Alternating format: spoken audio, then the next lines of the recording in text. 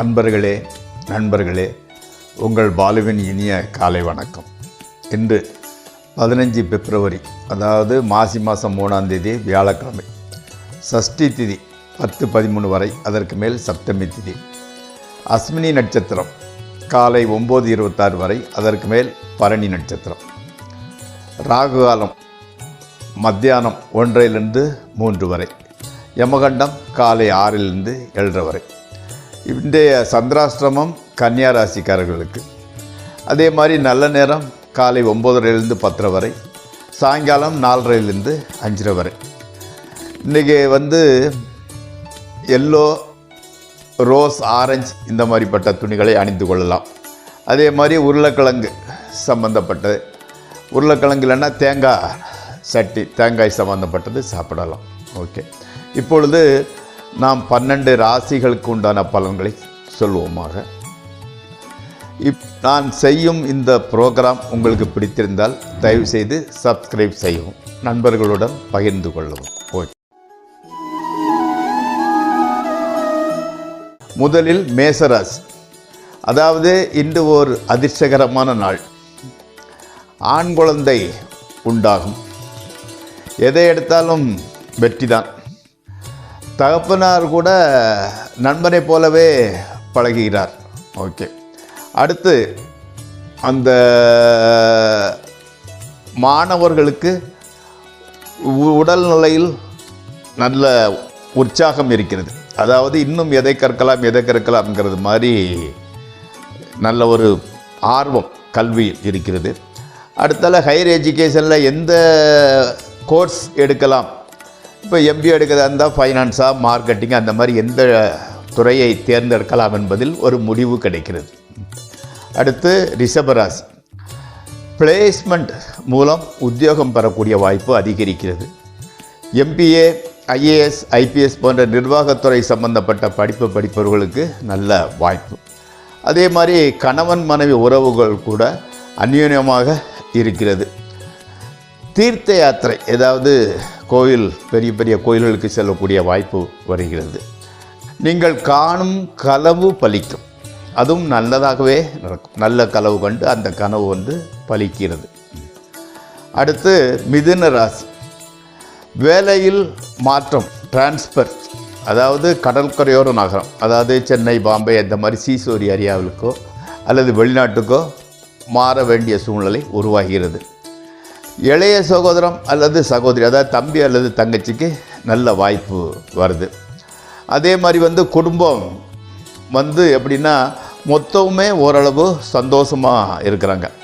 ஆனால் இதற்காக நீங்கள் ரொம்ப கஷ்டப்பட்டுருக்கிறீங்க, ரொம்ப போராடி இருக்கிறீங்க. அதற்கு பிறகு இதை சாதித்திருக்கிறீர்கள். உங்களுக்கு வாழ்த்துக்கள்.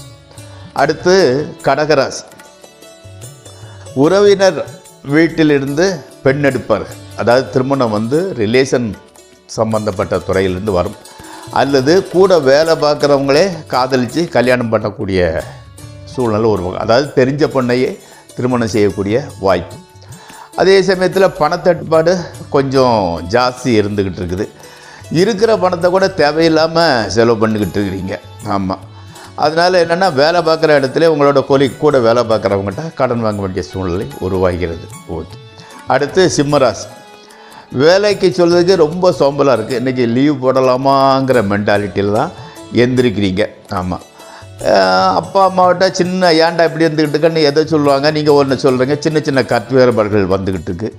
அதே மாதிரி டிவி, வாட்ச்சு, அந்த வால் கிளாக்கு இந்த மாதிரிலாம் கொஞ்சம் ரிப்பேர் ஆகிடுது. ஆமாம், பணம் வர வேண்டிய இடத்துலேருந்து வர்றது இல்லை. ஆனால் கூட நீங்கள் சமாளிச்சிருந்தீங்க, இன்றைய பொழுதே சமாளித்து ஓட்டுருந்தீங்க. அடுத்து கன்னியா ராசி. கடனை வாங்கி கடனை அடைக்கிறீங்க. ஒருத்தர் கடன் வாங்கினவர் அர்ஜென்ட்டாக கேட்குறது, இன்னொருத்தர்கிட்ட கடன் வாங்கி அந்த கடனை கொடுக்குறீங்க. ஆமாம், அதாவது பணம் கொடுத்துட்டு கவர்மெண்ட் வேலைக்கு போகணும்னு நினைக்கிறவங்களுக்கு ஓகே, பணம் கொடுத்து கிடைக்கக்கூடிய வேலை கண்டிப்பாக சேர்கிறது. அதனால் நீங்கள் உற்சாகமாக இருக்கலாம். ஆமாம், அதாவது நல்ல பசங்களாக இருக்கிறவங்க கூட இந்த ஃப்ரெண்ட்ஸுகளோடு சேர்ந்து சுற்றி படிப்பில் கவனத்தை கம்மி பண்ணிடுறீங்க. உஷாராக இருங்க. அதே மாதிரி வேண்டாத பிரயாணம் செய்ய வேண்டிய சூழ்நிலை வருகிறது.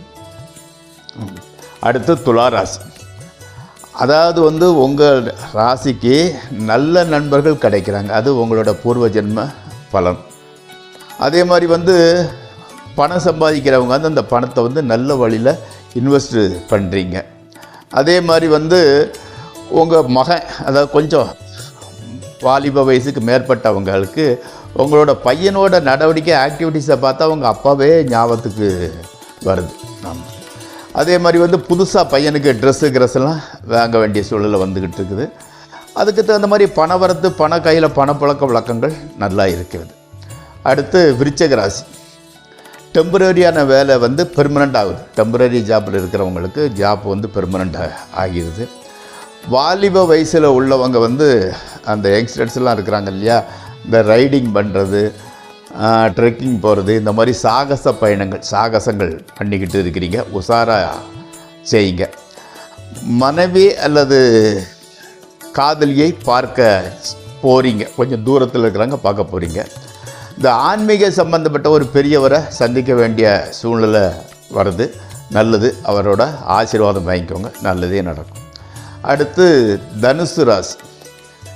ஹையர் எஜுகேஷன் படிக்கிறவங்களுக்கு சின்ன ஒரு தடங்கல்கள், கொஞ்சம் மார்க் வந்து கம்மியாக வந்துக்கிட்டு இருக்குது. நீங்கள் வந்து ஏதாவது கிணறு தோண்டுறீங்க, இல்லைன்னா போர் போடுறீங்கன்னா சரியாக தண்ணி வர்றதில்லை. அதே மாதிரி வந்து கோரி சம்பந்தப்பட்ட தொழில் செய்கிறவங்களுக்கு சின்ன சின்ன பிரச்சனைகள் நிறைய வந்துக்கிட்டு இருக்குது.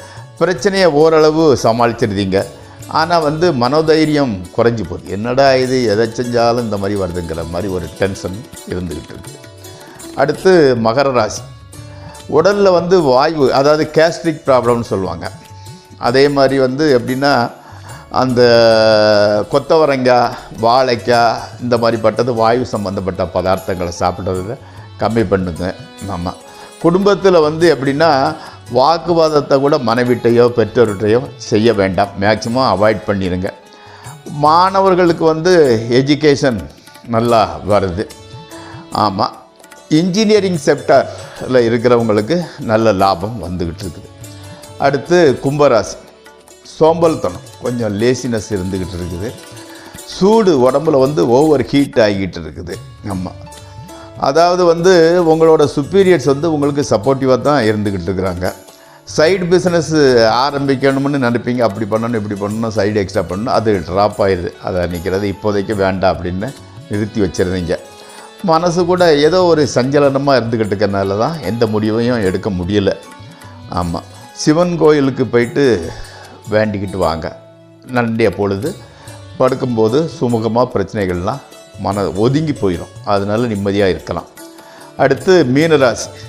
மீனராசிக்காரங்களுக்கு பணவரவு நல்லா தான் வந்துக்கிட்டு இருக்கு. பேச்சு சாமர்த்தியம், ரொம்ப அழகாக பேசுகிறீங்க.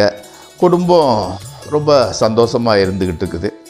ஆமாம், வீட்டு பக்கத்தில் வந்து துர்கா அல்லது பத்திரகாளி கோயில் இருந்தால் அந்த கோயிலுக்கு போயிட்டு வாங்க. ஆமாம், உத்தியோகம் பார்க்குற இடத்துல ரொம்ப நல்ல பேர். நீங்கள் வந்து வாக்களித்தது மாதிரி அந்த இதை வாக்கு கொடுத்துருப்பீங்க, அதை நிறைவேற்றுறதுக்கு கொஞ்சம் லேட் ஆகுது. ஆமாம், அதே மாதிரி வந்து உங்களுக்கு வந்து பெரிய அளவுக்கு ஒன்றும் பாதிப்புகள் இல்லாட்டா கூட மன உற்சாகம் கொஞ்சம் குறைவாக இருந்துக்கிட்டு இருக்குது. அதுக்கு தான் சொன்னேன், அந்த கோயிலுக்கு போயிட்டு வந்தேன்னா எல்லாம் சரியாயிடுது. இப்பொழுது 12 ராசிகளுக்கு முன்னான பலன்கள் ஆகிவிட்டது. அதற்கு அடுத்து ஜோதிட சம்பந்தப்பட்ட சில விஷயங்களை பார்ப்போம். நல்லது நண்பர்களே, மீண்டும் ஒரு சின்ன புராண கதை. அசோகவனத்தில் ஒரு மரத்தடியில் சீதாதேவியை சிறை வைத்திருக்கிறார். யார்? ராவணேஸ்வரர். அதற்கு துணையாக விபீஷணனின் மகள் திரிசடை இருக்கிறாள். அங்கே சும்மா உட்காந்துக்கிட்டு இருக்கும்போது என்ன பண்ணுறது, அதனால் சீதாதேவி என்ன பண்ணாங்கன்னா, மரத்தில் என்ன இருக்குது, பறவை என்ன பண்ணுது, என்ன பண்ணு பார்த்துக்கிட்டே இருக்கிறாங்க. அப்போ ஒரு பட்டாம்பூச்சி வந்து கூடு கட்டி இருக்குது. அதில் வந்து ஒரு புழு இருக்குது, அதாவது லார்வா பியூப்பான்னு ஒவ்வொரு ஸ்டேஜாக சொல்லுவாங்க இல்லையா. அந்த புழு கொஞ்ச நாளில் என்னென்னா பட்டாம்பூச்சியாக மாறி பறந்துக்குது. அப்போ சீதாதேவி திரிசடையிட்ட கேட்குறாங்க, என்ன இது புழுவாக இருந்தது பட்டாம்பூச்சியை மாறிடுச்சா, என்ன காரணம்னு கேட்குறாங்க. அப்போ திரிசடை சொல்கிறாங்க, அதாவது வந்து அந்த புழு தனது தாயாகிய பட்டுப்பூச்சியே நினச்சிக்கிட்டு இருக்குது இல்லையா, அதனால் பட்டாம்பூச்சியாக மாறிடுச்சு, நம்ம எதை நினைக்கிறோமோ அதை மாறிடுவோம் அப்படின்னு சொல்கிறாங்க. உடனே சீதா பிராட்டி அழ ஆரம்பிச்சிடுறாங்க. என்ன தாயார் என்ன எதுக்கு அழுகுறீங்கன்னு, இல்லை நான் ராமரே நினச்சிக்கிட்டு இருக்கிறேன் இல்லையா, நான் ராமராக மாறிட்டா என்ன பண்ணுறது அப்படின்னு கேட்குறாங்க. அதுக்கு திரிசலை புத்திசாலித்தனமாக சொல்கிறாங்க, பரவாயில்ல, அதே மாதிரி ராமரும் உங்களே நினச்சிக்கிட்டு போகிறார் இல்லையா, அவர் சீதையாக மாறிட போகிறார், எப்படினாலும் ஒரு ராமர் ஒரு சீதை தானே. இந்த கதையினோட தாத்பரியம் என்னென்னா, நம்ம எதை நினைக்கிறோமோ அதாக மாறுவோம். நான் அதனால தான் சிலர்கிட்ட ஜாதகம் பார்க்கும்போது உங்கள் பையனுக்கு டாக்டர் அதுக்கு சான்ஸ் நிறைய இருந்துக்கிட்டுருக்கு, அதனால் சின்ன வயசுலேருந்தே அவனை டியூனிங் பண்ணுங்கள், நீ டாக்டராக வருவாடான்னு சொல்லுங்க அப்படின்னு சொல்லுவேன். அதே மாதிரி அவன் மனசில் அடிமனசில் நம்ம டாக்டர் வரணும், நம்ம பெரிய டாக்டர்னு நினச்சிக்கிட்டு இருந்தால் மேக்சிமம் அது டாக்டர் ஆகிறதுக்கான வழி வகுத்து கொடுக்கும். அதைத்தான் சொல்லுவாங்க, உள்ளுவதெல்லாம் உயர் உள்ளல், நீங்கள் நினைக்கிறதெல்லாம் நல்லதாகவே நினைங்க, பெரிய லெவலில் நினைங்கன்னு சொல்லுவாங்க. மறைந்த ஐயா அப்துல் கலாம் கூட சொல்லுவார், இளைஞர்களே கனவு காணுங்கள் வெற்றி பெறுவீர்கள்னு. கனவு காணுறதுன்னா அழகான பொண்ணோட டூயட் பாட்டுறது மரத்தை சுற்றி ஓட்டுறது கிடையாது.